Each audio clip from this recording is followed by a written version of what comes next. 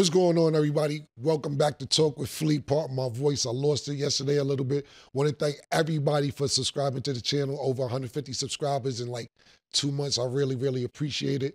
Thank you, guys. Now, let's get ready to get to the sponsor, Pink Horsepower.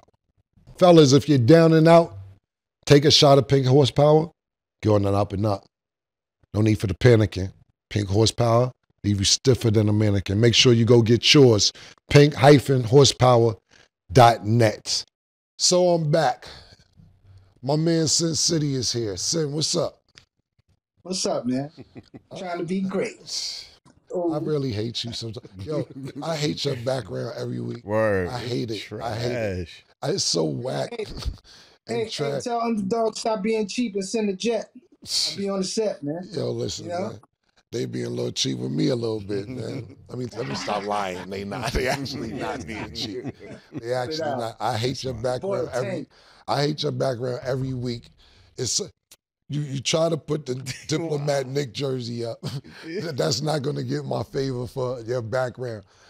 It actually looks like you're in a detention center, and a nigga sent you that jersey, and that's all you got. I'm here for the streets, man. Listen, man.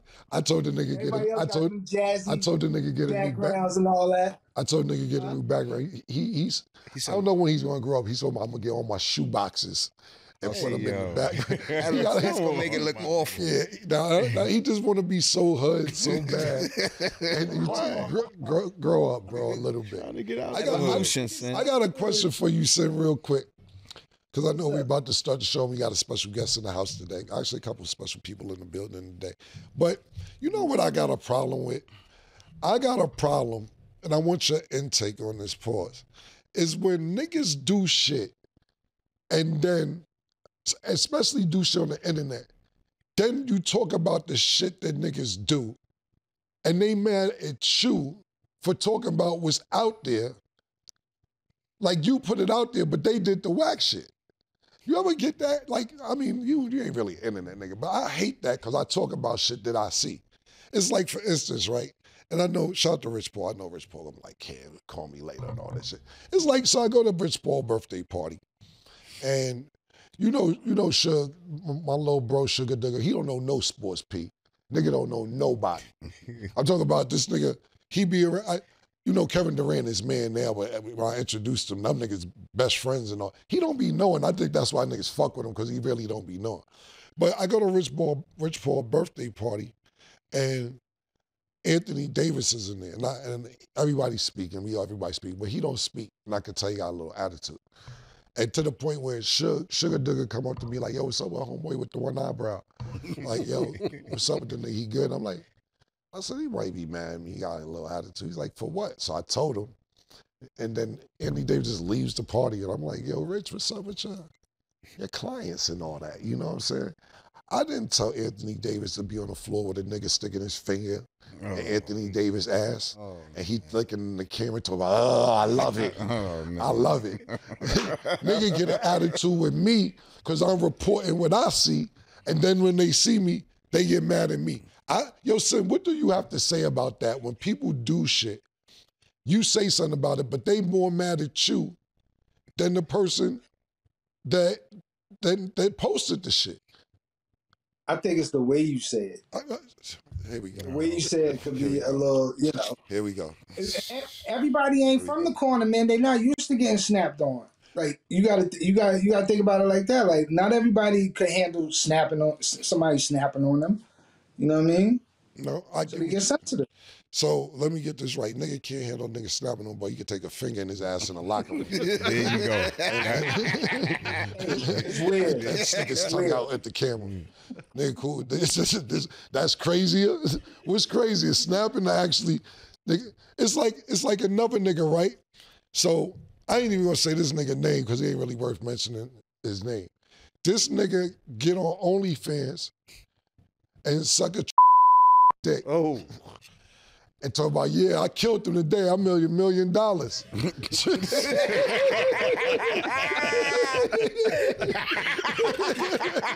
Hey, yo.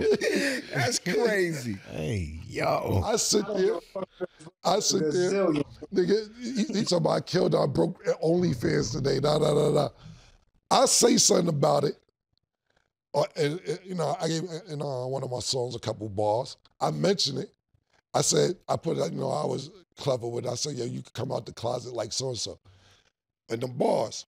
Next thing he on the web talking about, yeah, watch when I see niggas, it's up. This, that, third. Oh, now you tough back. Now you tough again. Yo, when I see niggas, it's up. Watch this, da, da, da. So I'm laughing. I'm like, yo. Next day, he punching a box and he punching a bag, all type of crazy shit. You know, niggas is like, yo. You know, niggas, I ain't even gonna tell you what niggas did. But anyway, make a long story short, he going crazy on me. So he in the comments and shit talking about, yeah, when I see you, it's up. So I'm like, all right. So he on the internet, on the page going crazy, like, yeah, when I see you, it's up. I'm like, all right, but you suck dick. Tough dick sucker. Like, yo. Like, yo, bro. Yeah, all right, that's all good, but watch when I see you. I'm like, bro, it's not a problem. I'm not trying to be tough. You suck dick for money. You're actually a prostitute. You suck dick for money. I don't care if you made $1 million. I don't care if you made $2 trillion. You suck dick on TV for money. Watch, nigga, watch. Yo, did it. Not only that, yo, fam, super duper pause. The tranny told the nigga watch his teeth. I ain't gotta suck dick right. Damn, pause. No. nigga mad at me. Oh, shit. All I said, you could come out the closet like so-and-so. Nigga mad at me. You was on TV. Oh, shit. I call the phone the TV. The OnlyFans, internet. You on TV sucking a grown man dick and the nigga tell you, watch your TV. What I do? I ain't do nothing. I just want to know how you feel about shit like that. When people be doing shit, and then when people acknowledge the shit they do, them getting mad at the people. What do you think about that particular? I could name 100 shit. I'm just naming 2. Shit. What do you think about that? That one is crazy. I listen, he should be mad at himself. But he said he happy about making all his money. But hold on. He said he caught one of your joints. That was the funny part about it. He said, yeah, and I caught one of your joints too, nigga. Somebody that you love. You remember that? The thing is, I don't love none of these bitches. I ain't no bitch I can tell me I love them. Not today. I don't love none of these hoes. See, that's niggas' problem too. Y'all be in love. I don't be in love. Nigga, I got the over and under rule. Get over a bitch, get under the next one. I don't care about these hoes, man. They never did, nigga. That's my problem now. I be telling niggas all the time, I envy niggas who in love. Because don't get me wrong, I would love to be in love. I can't find the right joint. Toes fucked up. Credit score ain't good. You ain't got no job. You don't know when to go home. I can't go to your house. If I go to your house, it's uncomfortable. Yo, pardon my kids. Yo, it's just too much. I'm looking, man. Listen, I'm looking for love. But as far as catching one of my joints, they not my joints. And if they told you they was my joints, they lied. They may have been my joint for 3 days because they's at my house. Once you leave, you gone. Get time together. Our time together is our time together. Our time apart is our time apart. I don't love no bitches. Sorry. My mother, my aunt, my cousins, I don't love these hoes. And not to cut you off real quick before we get to that.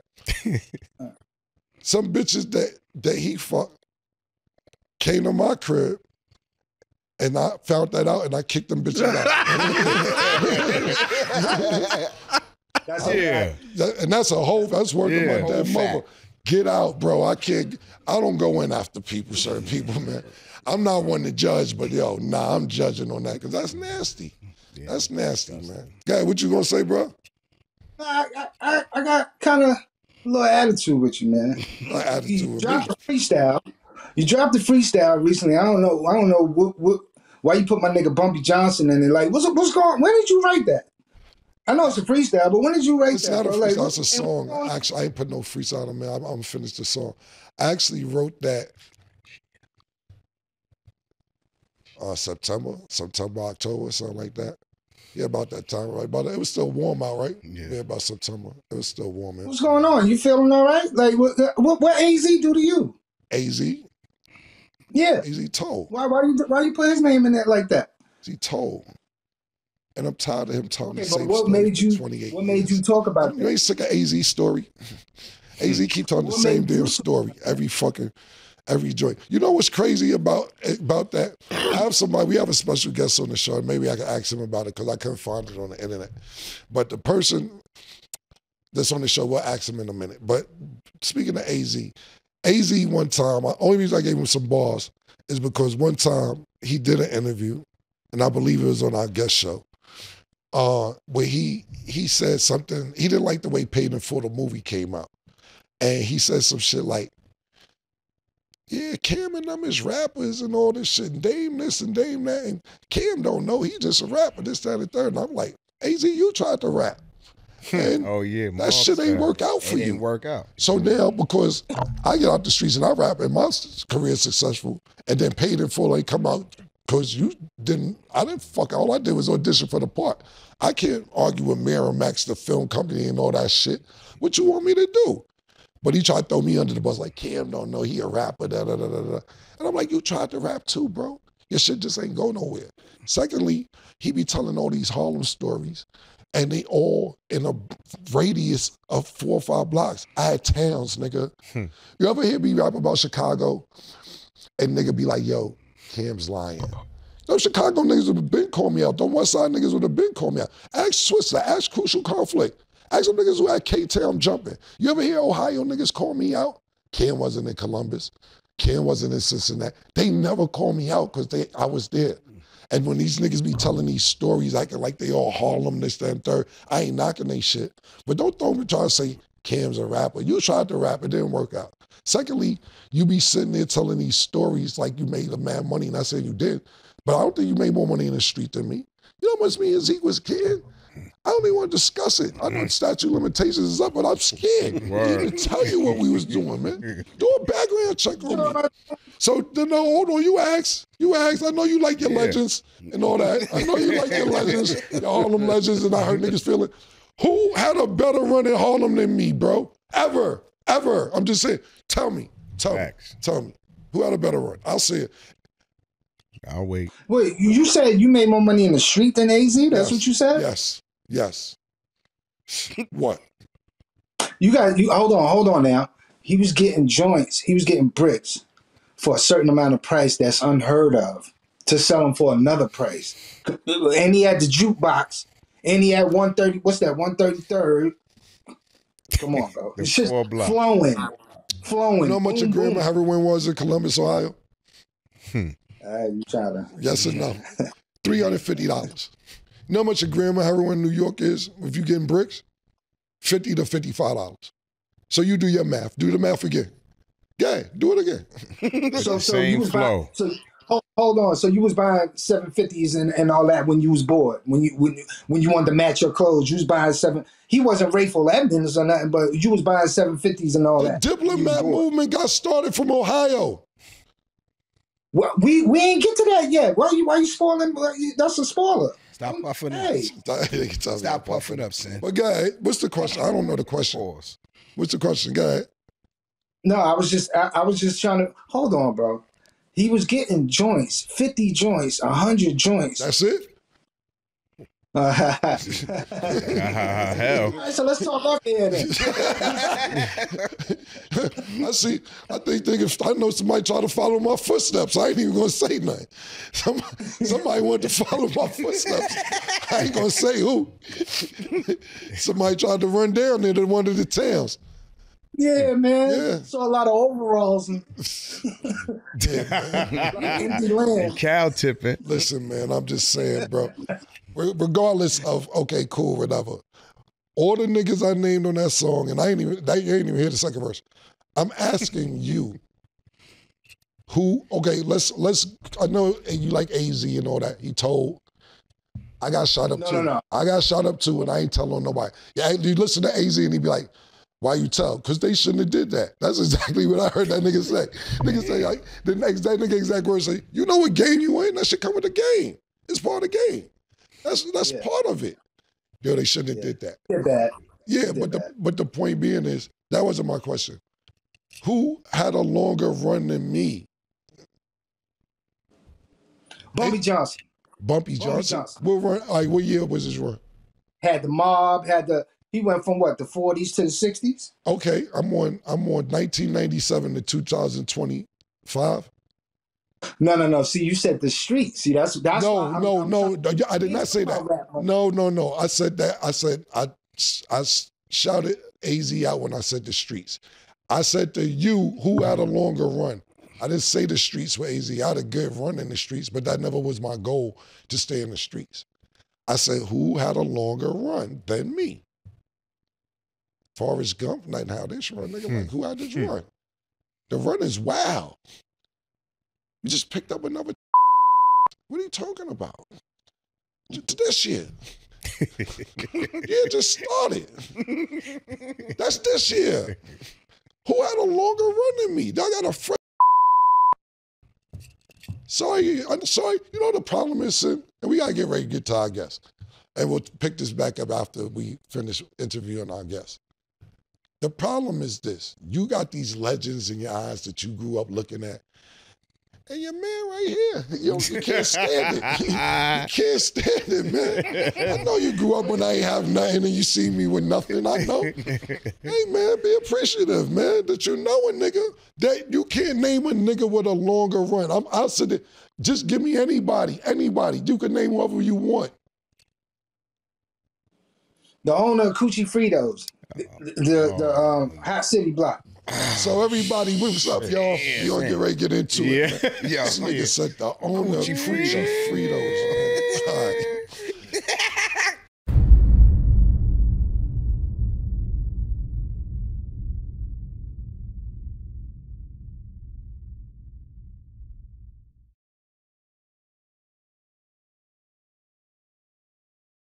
Yo, so today we got a special guest in the house. Now, you usually don't see this person because he's usually talking and he's usually behind the camera answering the questions. He's actually one of the trailblazers for this whole podcast shit that everybody's doing now. And he must have been getting a lot of money a long, long time because I'm late to the party. I didn't know all this money was floating around with this shit. So I want to give it up for my man, Vlad. Vlad, thank you for coming, man. Man, thank you for having me, man. What's happening, man? It's an honor to Vlad, be here. what the fuck are you doing? You got something to promote. You got something to say. Also, BG Knockouts in the building. BG, what's up, baby? What up? What's up, baby? That's good. Glad to have you up here, man. What are you saying? You just not up here for no reason. What are we promoting? What are we selling? What is happening? Why are you showing your face today? And listen, I appreciate it because people don't get to see you and you don't get to get interviewed. You're usually doing the interviewing. Yeah. What's going on? Just launched the Vlad TV YouTube Masterclass. Okay. Which is on the Vlad TV YouTube channel. It's a tier where for $100 a month, we actually break down how I built up Vlad TV. Okay. And I break down all the aspects of it. The money aspect, you know, how one interview made over $50,000. Wow. And in the breakdown of why it did that, all the equipment, we actually show from a $100 setup to a $40,000 setup in our New York studio. Right. How to get guests, all the different ways to get it. Right. And how we actually built it up and the philosophies that we used in 2008 that we still use in 2025. And every month we have a successful YouTuber, like this month was DJ Academics, who broke down exactly how he built up his, you know, huge company and how much money he makes and everything else like that. And that's exclusive to the Vlad TV YouTube Masterclass, which is, you know, started a couple of weeks ago. Did you actually hook up with YouTube to do this or do you? No. This is on my own channel. That's what's up. Yeah. What made you have this vision of interviewing and podcasting and saying this is the new wave, or not necessarily the new wave because you've been doing this so long. This is a lane that nobody's doing and stepping outside the box. What gave you that vision? Well, like before YouTube was a thing, it was the DVD. scene, right? So Smack was the big dog in that scene, and I had my own series called Hot in Here DVDs. Okay. But as you know, around that time, this was like maybe 2006, 2007, DVDs were going away because on demand was becoming a thing. People weren't going and buying DVDs anymore. They were just watching everything on TV. So YouTube came around. It was around already, but the YouTube partner program launched in 2008. And that's where you could actually make money off YouTube videos by them running ads. 2008? 2008, yeah. And I was That's how long you've been getting YouTube money. That is when it started. That's crazy. Yeah, when I saw that, I saw the vision. I said, this is going to be the biggest video platform in the world. So everything else I was doing stopped. I stopped DJing. I stopped doing mixtapes. I stopped doing DVDs. I stopped hustling on the side. Just everything was devoted just to this. Right. And luckily it worked out.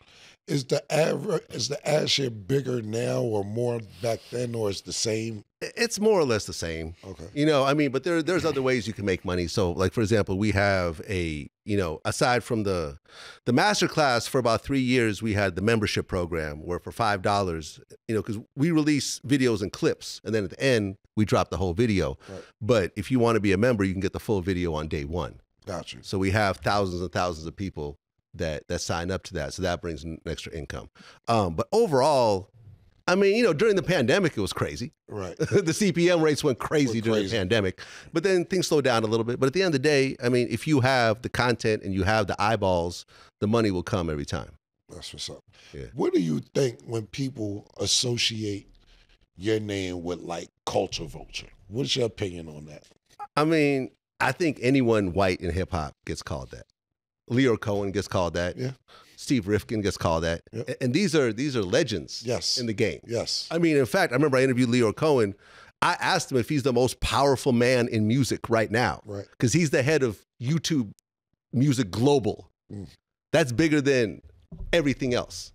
You see what I'm saying? So if he gets called a Culture Vulture, I'm okay with being in that category. Right. Sing, go ahead. I know you got some questions too. Wait, that's BG Knockout. That's the one that was down with Eazy-E? Yeah. That was Eazy-E? Yeah, I had to bring him through. Yeah, he's a regular guest on my show. That's a real nigga. Yeah, Vlad came with some real niggas. He was ready today. Yeah. He said, I came with my security. You never know. You never know. I fuck with that shouting you out. Yo, Vlad, something I always wanted to ask you. What does Vlad stand for? Like, is that some Russian shit? Like, that's my real name. That's the name. Well, I was born, when I was born, it was in the Ukraine. It was part of the USSR at the time. And my full name is Vladislav. And when I became a U.S. citizen, it got shortened to Vlad. So Vlad is actually my real government name. Oh, okay. So you Russian? Yeah. Oh, all right. Yeah. Suge Knight was a little pissed at you, man. Like, y'all reconciled that? With some Ray J interview. Yeah, I mean, we will eventually. I was supposed to do an interview with him, and I just didn't get back to him with the questions and everything else like that. So I think he was upset over that. But me and him finally got to talk for the first time. I've always kind of avoided Suge Knight just because of all the drama that would happen around him. But we finally got on the phone and had a conversation. So eventually it'll happen. But, I understand why he was upset. What drama you want to avoid? I thought you liked drama. You don't like that? I mean, you like drama, but not when bodies are dropping and, people are disappearing and shit like that. Not that type of drama. Yeah, that was going to be my question. I'm sorry to step on your toes, sir. Do you think most interviews that we watch the interviews, do you think that it has to be some type of drama in your interview when you're doing an interview? Like, we know you hit a lot of different stages, but throughout most interviews is some type of drama within the questions. I mean, look, like before I got into it, I always thought the hip hop media was lame as fuck. Like I would watch these artists go by these radio stations and all the questions that everyone wants to know that you talk about in the barbershops, you talk about with your friends, like all those get skipped over. Right. And then you watch like 60 Minutes and it's like, yo, like they go in. Right. Like they ask questions that change global policy. Right. That have shifts and movements. So when I got into it, I said, I'm not going to do this softball ass approach. Right. I'm gonna really put my neck out and really ask the questions that people want. And it's an art form. You see what I'm saying? I mean, you've been doing interviews for a while. It's like there's a way you could ask someone anything, but you just gotta figure out how to ease into that question. Right. Because I don't have, I don't try to have like a drama on my show where people get angry and storm out or want to fight me and whatever else. Like if you notice, it's very respectful all the way through. So yeah, there is some drama, but it's usually a whole story. Right. You know, it's a whole life piece on somebody, and there's going to be drama in that person's life, like there's drama in our lives. Right.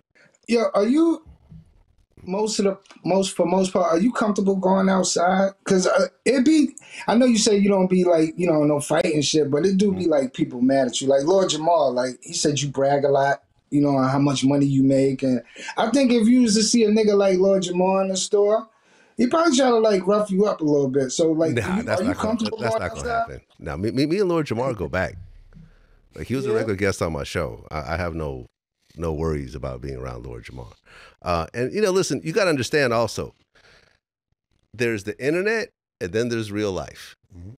The same person that'll say, "I hope your family dies" on the internet will ask you for a photo in real life.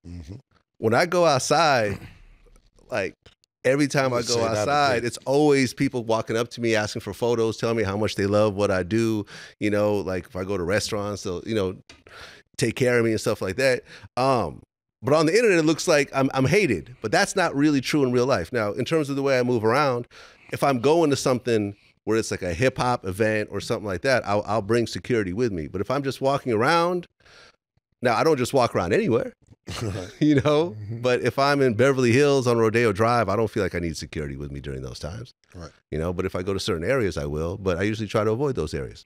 But in general, man, me like, too, man. Yeah, I mean, it's just, yeah, every so often someone will talk shit from across the street or something like that. But I don't really put that type of energy out there where I'm really fucking with people and I'm, you know, causing harm to people and I'm beefing with people to the point where I'm like a Charleston White, where I'm talking about their kids and you know, wishing they'll die and that type of shit. I don't go there. If I have a problem with someone, we'll just stick to whatever that problem is, but I'll never go below the belt with it. So I think in general, I haven't really had those types of problems over the years. Got you. What do you say to people who be like Vlad's police? Look, when you look at, you're talking about 2008, right? For 17 years, I've been doing interviews.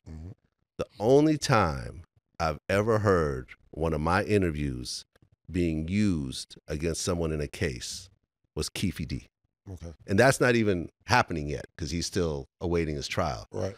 So I've always been very careful about avoiding statutes of limitations. Now, look, if you're a Freeway Ricky Ross and you did 20-something years about being a drug kingpin, you've earned the right to come out and talk about it. Right. Right? Now, if you have an open murder, I'm not going to talk about it. But in the case of Keefe D, he felt he had immunity. He wrote a book that was on Amazon at the time that we did our interview, and he wanted to talk about it. Right. So we talked about it, and that's the whole Tupac situation. Right. That's the only time I've ever heard of, you know, anything that we've done being associated with an actual criminal case. But you know, the rumors and the stigma are going to stick around. No, you're right. It's because the reason I asked that's because I'm one of these people. Like for me, it's three things. It's like no raping women, no pedophilia, and no telling. For me, and before I put any of that on somebody, I got to see paperwork. I'm not one of them. Yo, he told this, that, and the third. So I understand where you're coming from completely, but people love to say that about you, and I'm like, but what are you talking about? They have no concrete evidence behind it. But does that annoy you, or you cool? Nah, because when you actually connect the dots, you'll see, like, for example... Niggas is ignorant. Niggas ain't out there. Niggas know how to even connect dots no more, but go ahead. You look at, like, my man A.R. Ab, who got a ton of time. He talked about some gangster shit in our interview, but his case had nothing to do with our interview. It never got brought up. He had a snitch in his camp that testified against everyone. Casanova 2 times. He talked about some shit he used to do back in the day, but when he got locked up, had nothing to do with Vlad TV. Nothing ever came up. But people like to say, well, because he talked about this in a Vlad interview and now he's locked up, those must be connected. But go through the court transcripts. Like you said, like, where's the paperwork? I got you. You know what I'm saying? So that's the whole thing. Like, I stand behind what I do because the paperwork stands behind what I do. Right. Sir? So other than Keefe D, there's no footage, no Vlad interviews that was played in court? Not that I know of. You know, and if there is, bring them up. I'm saying it on camera right now. Like, not that I'm aware of. Oh, okay. You want me? Good. All right.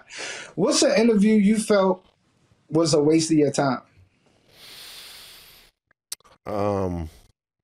When I interviewed Mitch Blood Green from Harlem. What I love that you said that. You saw it? Talk your shit, Vlad. Nah, you know why I love that? Because my uncle was inducted yesterday, day before yesterday, in the New York. It's back to the shit me and this nigga was talking about before we start talking to you. My uncle was inducted into the New York State Boxing Hall of Fame. Sunday. Shout out to my uncle Billy Giles. Congratulations. Yeah, Billy. Appreciate you, man. As a Hall of Fame trainer. And one of the people who was also being inducted was Mitch Green, and Sin went. I couldn't make it. And I said, stop sending me a picture of this nigga. I used to sell this nigga dust. You know what I'm saying? I'm talking about Mitch Green. I did. I used to sell nigga dust. And Sin goes, I don't want to hear your dust stories no more. He was there getting inducted. I said, I didn't want my uncle to get inducted next to Mitch Green. There's a few niggas, but I crushed his world earlier today too, because he's mad that I didn't give a fuck that Mitch Green was there. But go ahead, tell the story. My bad, Vlad. Yeah, no, it's all good. Me and this nigga argue about 17 times a day. Well, go ahead. I didn't realize until he walked in the room in terms of how bad a shape he was in. He couldn't really walk. He could barely speak. This is the first time in 17 years that we had to put subtitles throughout the entire interview because it was so difficult to understand him. You know, between the trauma from boxing and the drug use and everything else like that. I just, and I understand who he is in the grand scheme of things. And who is he, Vlad? Well, I mean, he had his moments. He had his fight with Tyson. Who is he? That's all he had. That's pretty much, but that was a big one during that era. I mean, he did 12 rounds with Tyson. Not a lot of people did that. And this was when Tyson was the baddest man in the world. Y'all smirking at me right now. Because this nigga Sin, yo, Vlad, I'm not even exaggerating, Vlad. This nigga's like, Vlad, I'm not even exaggerating. He was buying bundles of dust every 2-3 days off my block, and be sleep in the park. So go ahead, bro. Go ahead, bro. Go ahead. Why you? You know what make me mad with you? You want me to unsee what I see. I don't understand that. I don't understand that, bro. I don't understand that. How do you want me to keep unseeing what I see? I don't get it. You're trying to poison Vlad because you asked Vlad. Vlad had him there for a reason, other than he just fought Mike Tyson. Vlad had him there for an interview for a reason. I'm out the question. My bad. Go ahead, ask him what you want to ask him. My bad.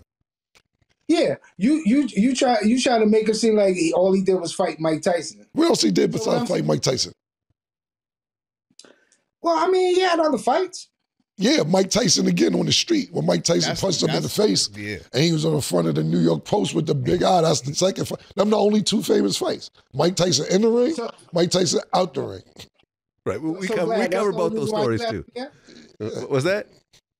Vlad, is that the only reason why you had him on your show? Because he fought Mike Tyson. That was definitely the main reason. I mean, that was definitely the main reason. I just thought I didn't realize that he was so far gone in terms of his health.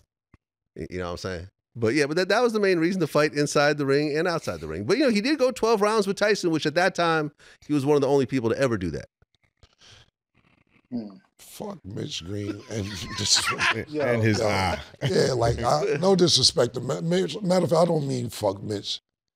As a boxer, fuck Mitch Green. As a customer, you would love and appreciate it. So, pardon me. Let me just get my Mitch Greens together. I don't care. He get mad at all these people. Yeah. He build up and have these dreams about that. When I start bringing the truth out, he get an attitude. Anyway, speaking of Mike Tyson, I know you seem like when you did an interview with Mike, you got kind of annoyed, Mike. Yeah, I pissed him off. Were you there? Yeah. Were you nervous? Yes. Yeah. Because you know why? The reason I asked that, because you know why? We had Mike Tyson up here, and we was scared, and he wasn't pissed off, and we were scared. We was like, yo, is Mike all right? He was like, because Mike was really cold and kind. Mike, my man. I'm talking about, I'm scared of a nigga that's my man. We fuck around in Harlem, we got mutual friends, all type of shit. But when he came up here, he just answered, yo, Mike, I asked him some shit. Mike, if you didn't box, what would you do? I kill people and them and shit. But it was like that devious. Like I'd be a cannibal. I would eat people and be like, and then just stop. That'd be the end of the answer. Yeah. Okay. What was your thoughts when Mike? Because I was like, is Vlad sitting there? Yeah. What was your thoughts when you annoyed Mike? All right, so my man Zab Judah. Shout out to Zab. Yeah, he was doing and that's Mike's close friend. Right. So he was doing the primary interview, right? And you got to understand, this is in Mike's gym, right? And we're doing the interview in an actual boxing ring. So I'm actually in the ring with Mike Tyson, physically, right? So think about that, man. You know, you're already there. Right. So Zab does the interview, and you know, me and Mike are cool, and he's like, "Oh, yo, I watch your shit, blah blah." I'm like, "All right, cool." And I said, "Do you mind if I ask a few questions myself?" Mike said, "Yeah, okay, cool." So you know, I like to push a little bit. I said, "Mike, during the time where you were champ, you were making hundreds of millions of dollars. What attracted you to these street guys that are you around all the time? You know, like the Haitian Jacks and the Eric Von Zips, you know, because he was speaking highly about Eric Von Zip and everything. Zip is my man. I was a mutual friend. Rest in peace. I'm sorry for your loss. Yeah. And he was like, "What do you mean attracted?" And I said, "Yeah, that was the wrong word." So you're sitting there trying to verbally talk your way out of this situation. And, you know, me and Mike are closer than me and you are right now, sitting across from each other. Right. And I have my security here, but if Mike lunges at me, he won't get to me in time. Right. Right. So I spend the next 5 minutes trying to talk my way out of this situation. Right. And I'm like, "Well, no, I don't mean it that," because he's like, "Are you calling me gay?" And I'm like, "No, I'm not calling you gay. I don't mean attracted that way, but you hanging out with these dudes where you're like almost a billionaire." Right. You see what I'm saying? Like what's the reason for it? And after a few minutes of explaining, he was like, "Yeah, well, you know, these are the guys you grew up with and your kids, they take care of you and give you money, you know, and you admire them. And this is why, you know, they understand where you came from." And he calmed down. Right. But it was, I was definitely nervous. Yeah. Because Mike Tyson is still Mike Tyson. Yeah, listen, let me tell you something. We had Mike Tyson up here, and he was so short on his answers. And I'm like, I ain't seen Mike in like 10 years, but I know we had a rapport. But he was just answering one-word answers like, "So what do you think about," I did the face-off with him and Jake Paul, but prior leading up to that. "So what do you think about Jake Paul?" "Nothing." "How you think the fight gonna go?" "Fast." "All right, Mike, I don't know what else." So it was like 6 minutes, and we was like, "All right, Mike." He said, "You gonna bring me up here to ask me 5 questions?" We like, "Mike, it seemed like you don't want to talk." He said, "The mushrooms ain't kicking." The mushrooms kicked, and that nigga, he got crazy after that. Mike, and I love you, Mike. Love you. I still love you, my nigga. I appreciate you, bro. Because Mike live out here. I might bump into Mike and she don't have time for that. 5 minutes from now. Word, man. Sing, go ahead. Yo, Vlad, I want to know if you ever tried to interview Cam. Nigga, you sitting next to, like, if so, what happened? I think that maybe some mutual people had reached out over the years here and there. There's a little something on the site a while ago that my man did, but never like a real serious sit down. Now, I've interviewed Freaky Zeke. I've interviewed Jewels. Me and Jim Jones did some shit back in the day. I did some other, you know, the diplomats, you know, the Dipset associated dudes like Hell Rell and J.R. Ryder and so forth. But I don't think me and you ever actually sat down. I just don't, to be honest with you, I just don't do a lot of interviews. Yeah, to be honest, I try to preserve myself. Yeah. To be honest with you, and not just Vlad, nothing, because my thing is, and you ask these really good questions that people don't ask. You joined up 60 minutes versus whatever you was talking about prior 60 minutes. But for me, it'd be like, yo, unless something new's going on that I want to promote or something like that, how many times you gonna tell the same story? And niggas be like, yo, what you want me to start lying now? Because I just did this interview and told this nigga this, then I gotta do this and do this. And then I be sitting there watching niggas' interviews when I'm watching the net or YouTube or whatever. And I be like, I heard this shit on the last interview. And niggas don't come up with different questions or don't be creative or anything like that. And it's like, I can only tell my story but so many times before it's just a revolving door. Yeah. So I try to preserve myself on who I talk to, when I talk to them, if something new happened, etc. Because the story's not going to change. Yeah. How many times are you going to tell the same story? You do in-depth interviews, so I'm pretty sure it'd be questions that the average person doesn't ask, but a lot of people don't do the homework. A lot of shit is clickbait. A lot of shit niggas just happy that you there, and you're just going to end up saying the same thing. So that's kind of why, but nobody really called me to do Vlad. Maybe like 5 months ago, but I'll be honest with you, it wasn't Vlad, and I'm not saying I would have did it or didn't do it, but niggas call me for interviews all the time. I say obnoxious shit. I say, give me 712,000. I'll just be obnoxious when niggas call me for interviews, because I'm like, I gotta preserve what stories I didn't tell, or if somebody does ask me a question, I probably said that before. Now, is it a new audience and new eyeballs on me to where somebody else might not have heard it? Probably, maybe so, because it's a different audience. But to me, it just seems redundant. That's my personal opinion. Vlad, who you interviewed that you thought was full of shit during the interview? I mean, when I interviewed Gene Deal, some of his answers didn't match up with some of the other, you know, like I remember, like, we interviewed Gene Deal and he talked about like the timeline of Biggie and Tupac and so forth. And like, he said how he got into an accident after Tupac died because he was so upset. And then when we interviewed Lil C's was like, no, that's not how it happened. I mean, I was there. I was in the car when it crashed. Like, you know what I mean? Like, I was actually there. And, you know, so some of the things don't really match up in some of the kind of conspiracy theories that he has. But the thing is with Gene Deal, the reason why I interviewed him was because he was there when Big actually got shot. And he was, you know, actually there on the scene. And that was the main part of the interview. I figured the other stuff was going to be kind of like, I don't know. Maybe not. What's going on with you and Marlon Waynes? What is that about? Right, so me and Marlon Waynes. The fuck what did that happen? What's going on? All right, so me and Marlon, I've done some kind of like press junket interviews with him before. So we knew each other, you know, we would DM each other every so often. Right. So I reached out to him on DM and I said, hey, we want to do an interview. He goes, okay, talk to this person, this one woman who works for him, right? Right.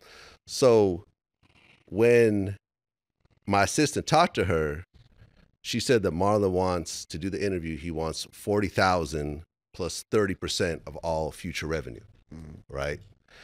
And I was like, okay, that's kind of a ridiculous number, right? You know, if you know how much YouTube actually makes. Right. And based on his overall numbers where, you know, you look at the Breakfast Club or so forth, he does like a few 100,000 views. So I was going through some fucked up shit at the time. So I just became an asshole about it. Right. And I started like talking about that shit in my interviews. And I was like kind of calling him out. I didn't have to do that. I was just being an asshole. Right. Right. Because he was actually pretty polite with me when me and him actually talked on the phone before all this happened. So I was being an asshole. So then he started talking shit. Right. You know what I mean? And it just started going back and forth. And at the end of the day, I didn't have to do what I did. Right. At the end of the day, it was a private conversation. It was a business deal. It didn't work out. You know, you and I know how there's lots of business deals that ultimately don't work out. Absolutely. Right. You know, but my point was, you know, which I still stand behind, is that, you know, the amount that he was asking for. And it's like, you know, people like to say, well, you're not going to say what I'm worth, but the market says what you're worth. Right.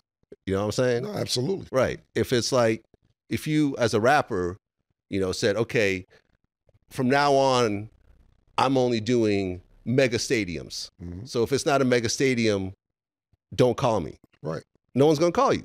Right. You know what I mean? You know, trust me, I know how you two work now. I know exactly. You know what I'm saying? So I'm going to start paying you off what we make per show instead of just giving you more than what you're supposed to get. Right.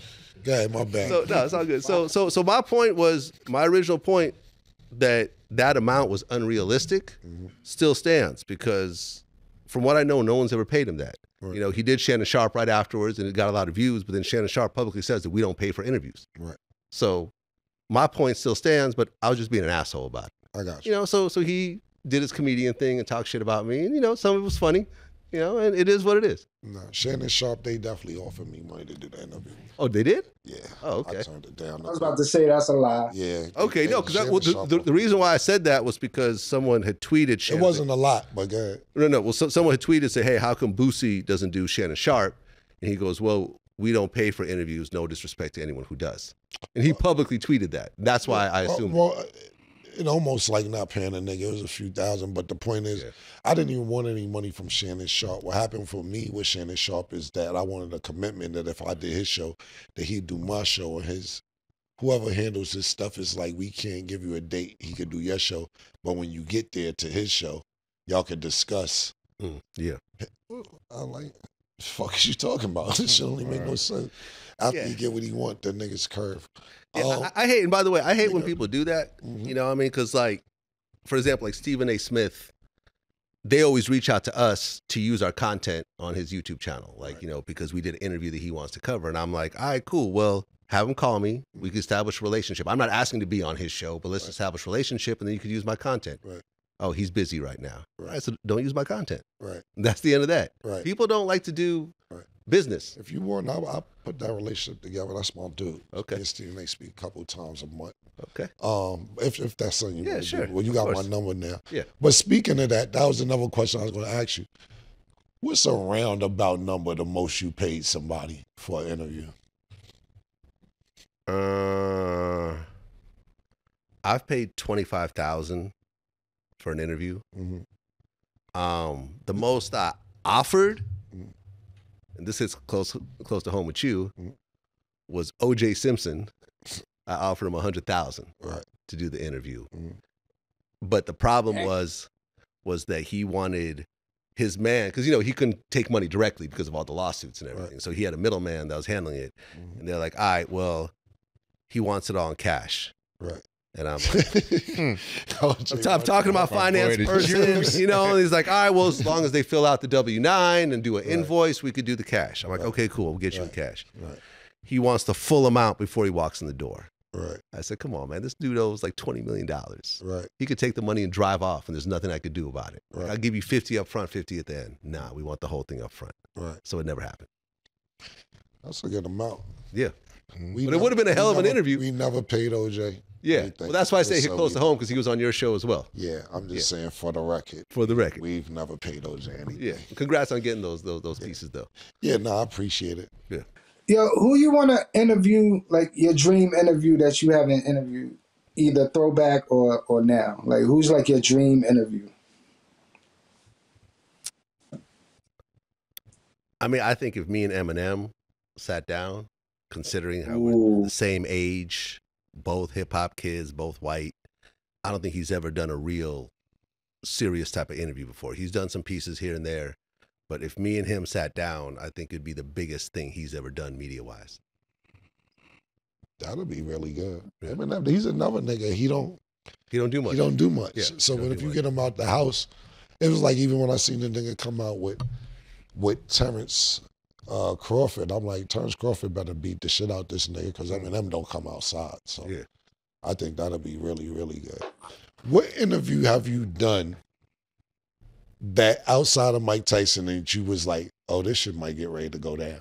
It might be get ready to have a fight. Outside, of course, we know none of us really went out no fight with Mike in no studio ring or whatever. But anybody that you interview, you was like, this shit is getting a little tense. It might turn into something. I mean, Tretch got mad when I went a little too deep with the Tupac questions. Right. Because I think Tretch feels that Pac was really assassinated, and they were super, super close. Right. So as I started digging more into those questions about how he died, he got upset and just kind of stopped the interview. I didn't think that he was going to physically do anything to me. Right. But it also depended on how I handled it at that moment. Right. You know what I'm saying? Right. Because Tretch is Tretch. Right. So yeah, that got a bit tense. But you know, in general, I don't keep pushing people to the point where they're gonna snap. What about the You God interview? He got a little mad at me, but we weren't in the same room at the time. Okay. You know what I mean? You could act just so tough with someone when you're staring at a screen. Right. You know what I mean? Gotcha. You can't really be scared of someone when they're 2,000 miles away. How often are you in these rooms for the interview? I mean, I used to do it more. I would say maybe these days, maybe 25% of my interviews are done remotely. Gotcha. You know, because what we used to do is since I'm not on camera, I could do it through like a FaceTime window, and then we're both wired with sound. It looked like we're in the same room. But what I started realizing over time is that the money I'm spending on the studio, the cameraman, I might as well just fly the person out. Right.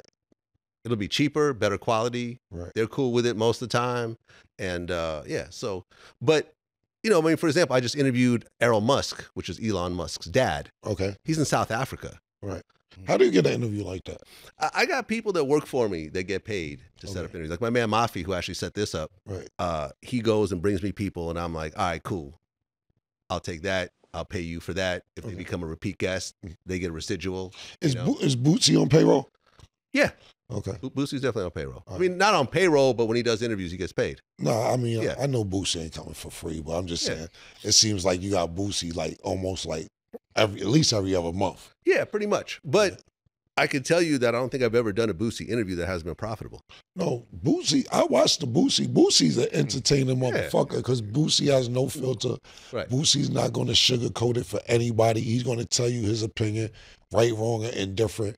And Boosie my nigga too. So when I see Boosie on, I watch. Not everybody, but Boosie's each and every interview, not just yours, Boosie could get my time. So I fuck with Boosie. Yeah. Son, go ahead. I was hanging on from that Eminem question. Would you pay Eminem $100,000 for an interview? Yeah, I give Eminem $100,000 if I got a real like no time limit. We could sit for 2-3 hours, and I could just nothing's really off limits. Right. And yeah, absolutely. I mean, because think about it, he's never remember when those racist tapes came out and everything else like that. He's never spoken about that. Right. Imagine having that type of conversation. Right. How long would it take you to prepare for an interview like that? Being a journalist. Weeks. Weeks. But, I have an assistant, right? My man, Evan, who's been with me for like a decade. And he really knows my style in terms of how we do things. Like a lot of people, like I remember, what's the name of the big dude in the UK? The big hip hop DJ interviewer dude. Anyways, like he used to always talk about how he just likes to wing it. Right. He comes in, he just wants to vibe with the person. Right. I'm the exact opposite. Right. I will go through, I will listen to every interview that person's ever done. And you got to think, I'm 51 and I've been a hip hop fan my whole life. So I've read every source, every XXL. So there's certain things in my memory banks that most people don't even remember. Right. Because it's not on the internet anymore. So I will really almost up to the hour of the interview, I'll still be researching. I'll call people that person knows, get inside stories. Right. You see what I'm saying? Like that type of thing. Because I feel like, I mean, it's go time. Right. That person's only there for a short period of time. You can't, if you forget to ask something, you find out something after the fact, that's it. Right. They're probably not coming back. Right. So yeah, I research. And that's the thing. And that's why I think a lot of people call me like the feds or the police. I'll ask questions that people like, how'd you even know that? Right. No, but that's a part of being a journalist. Exactly. Absolutely. Yeah. And I'll take that all day. Son, I'm going to ask Vlad, because you talk about you can't find it. Do you remember AZ calling niggas rappers and this, that, and talking about Cam don't know what he talking about in the interview on your show? I think so. I've interviewed AZ twice. Okay. I've interviewed AZ twice. I don't want to say yes. I want to hear his mouth later. I mean, these are long, whatever, 2-3 hour interviews. So I don't remember everything. But if you say that he mentioned you, I could see that. Thank you, Vlad. All right. Yo, Vlad. If you don't remember, you don't. You can say you just don't remember. It sounds familiar. Whatever. I don't have a problem with AZ. Try to throw me under the bus. He got a couple bars. That was the end of it. Yo, Vlad, I noticed when you had Dr. Greer on your... See, this is our part of the world, so Cam could just stay out this part of the conversation. This is me and Larry. You had Dr. Greer on your show and, talk about... 3 times, actually. He's been on the show 3 times. Right. Yeah. I think I saw 2 shows where you got another guy interviewing him. Did you ever interview him? Yeah, I interviewed him twice. My man, Sean Prez, formerly a Bad Boy, he interviewed him the first time, and I interviewed him the second 2 times. Okay. Did you believe everything he said? Not everything. Oh, shit.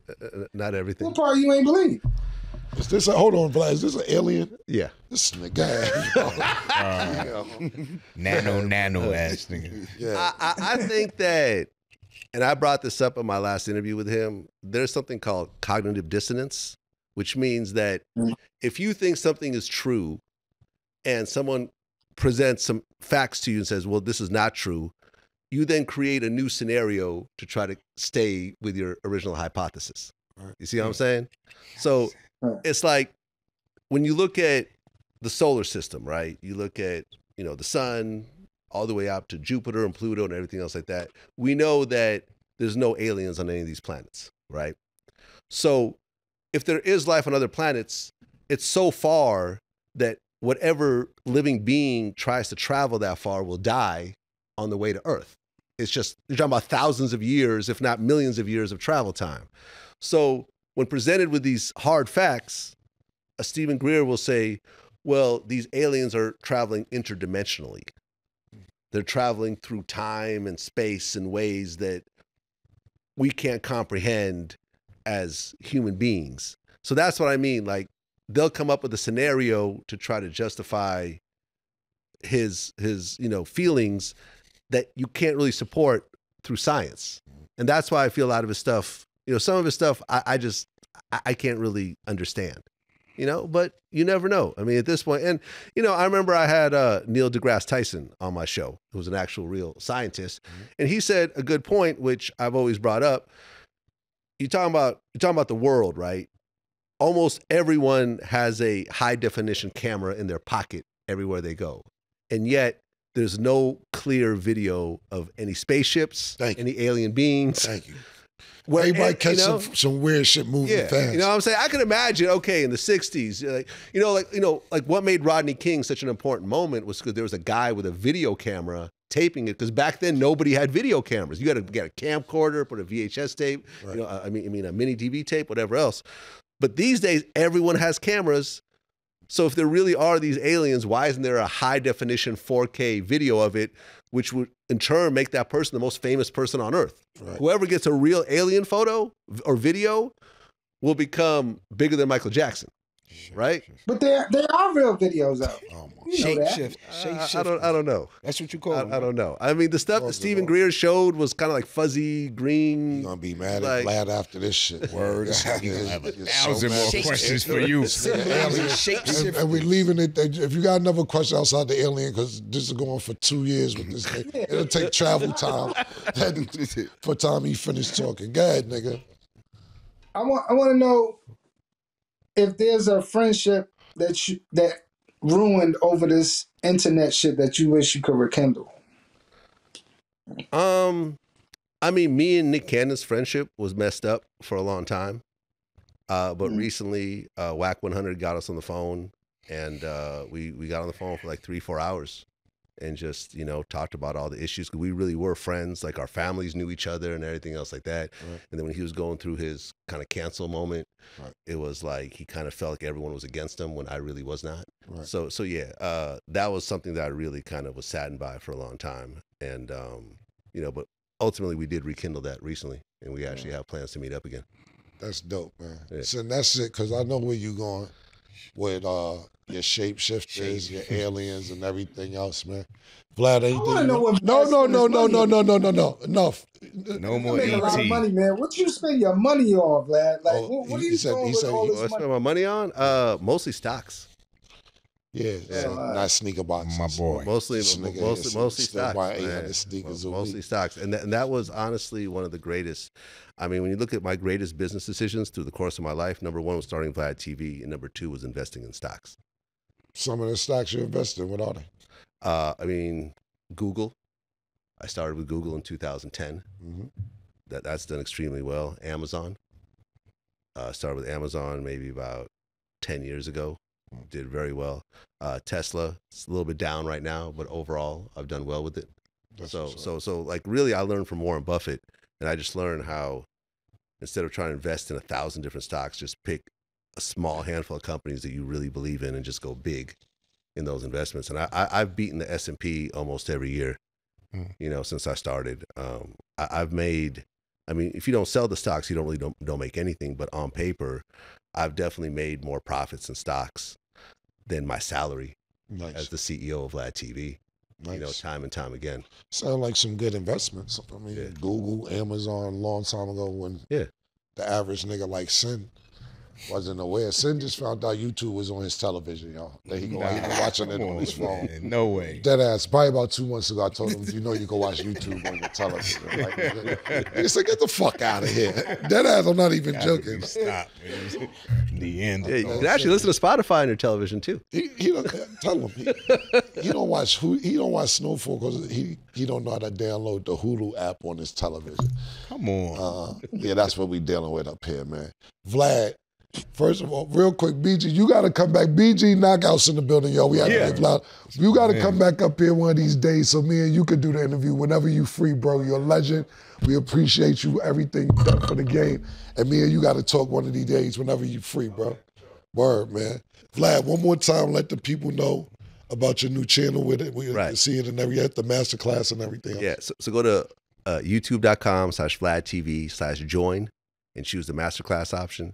And if you have a YouTube channel that you're trying to grow, or if you're about to start your YouTube channel, like I wish I had something like this in 2008. Right. All the pitfalls, you know, like for example, there's a new episode I'm dropping next month.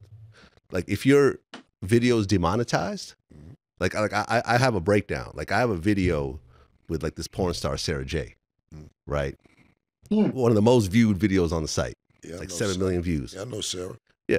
So I break down how in the last 12 months, that video that's like, I don't know, maybe 12 years old, has gotten 100,000 views. And the 12-year-old video in the last few months has got... In the last 12 months. 12 months. Got 100,000 views. Gotcha. But because it's demonetized, because she's talking about sex and so forth, it's made less than $4. Right. Whereas I showed another video, like me and Mano just did a joint. And, you know, in like 2 months, that video got like 100,000 views. That made like over $400. Gotcha. So you're talking about a 99% decrease when you don't have a video properly monetized. So there's a whole episode about how to get a video monetized and keep it monetized. And there's actually secret ways that most people don't know about. There's like second reviews that's not, you know, actually published and so forth, that you could actually get a video back when it falls off the cliff, because it's very easy to just do this for the likes and the comments and whatever, the praise, but to really do it as a business and make millions of dollars every year. Because, you know, listen, people say, well, there's lots of other videos on YouTube that talk about similar shit, but there's not a lot of people that have been making, you know, because I think over the course of Vlad TV, I've made over $30 million. Right. Like to have someone like that that's been doing it consistently every year and has been making millions every year and continues to do it, and to have really the breakdown of the real business behind it, I think is very important. Nice. And you know, we've actually, you know, we've been growing the community. Like I'm actually surprised as to how quickly it grew. And I just think it's important to really have a roadmap to what it is that you're doing, because, you know, like just even if I had known something about the demonetization shit a few years ago, I probably would have made an extra $1 million easy, but I just didn't know. Right. So that's really the point of what we're doing here. Yeah, listen, and I'm going to go watch the shit because I'm still learning as I go along. Yeah. We didn't have no monetization on it. It is what it is the first 9 months. Really? We didn't know we had to hit a button. Yeah. Turn this shit on. We told for the like first, shit like that. So think about how much money you lost. Exactly. That's what probably in the hundreds of thousands. Our first year, we made a couple of them, so it might have been more than that. That's what I'm saying. At least 500,000. That's so $500,000. Right. That you lost. Right. Because you didn't know how to press a button. We didn't hit the settings and turn on the monitor. One button. Damn. Yeah. Exactly. Yeah. Yep. So I'm gonna go watch the class because now I need to go have a talk with my nigga here about demonetization, and we need to revive shit, man. Yeah. That's very educational. And the thing about this is that's dope with you because you don't have to share the knowledge, just share the information, to be totally honest with you. And here's the thing also, like the thing about YouTube is that when a video is demonetized, they'll send less eyeballs to that video because they're not making money too. Right. But if a video is monetized, they have an incentive to actually have more people look at your shit. Right. So everybody wins because YouTube is a partner with you, right? If you're talking about, it's a 55-45 split. For every dollar you make, you get 55 cents, but YouTube gets 45 cents. Okay. So that's the whole thing, man. You got to treat it like a business. And if you treat it like a business, you could do extremely well with it. And the thing is that along with with that, like every month we have something new.